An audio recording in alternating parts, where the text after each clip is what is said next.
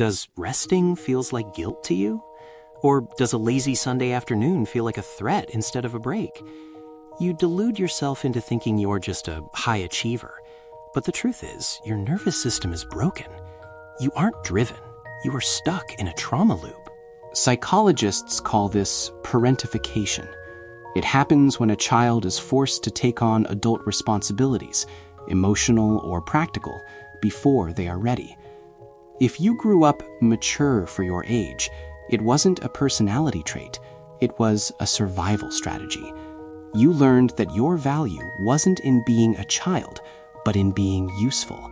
And once you understand this, you'll see why your adult life feels like an endless checklist you can never complete. Where it gets even worse. You think you're just responsible, but actually, you've built a wall so high that love can't get in. Here's the painful part. You are suffering from the competence trap. You have become the person everyone calls in a crisis, the strong one, but you have no one to call in yours. Why? Because you have made yourself unhelpable. Your brain chooses independence over intimacy because asking for help feels like danger. You aren't independent because you want to be.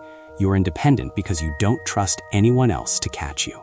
Most people think they want peace, but if you grew up this way, peace feels suspicious.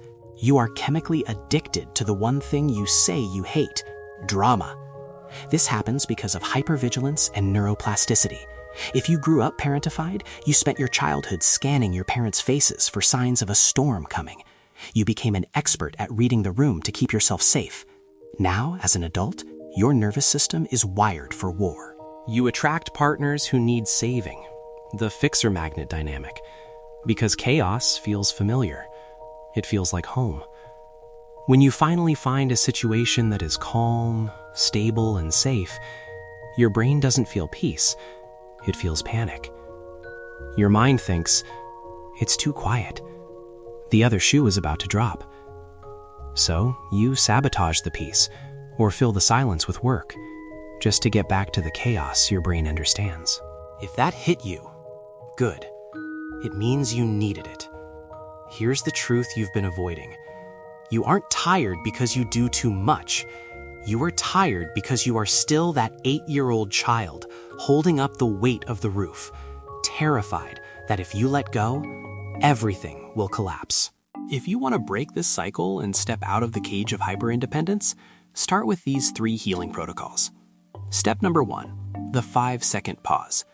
The next time someone vents to you or presents a problem, do not offer a solution immediately.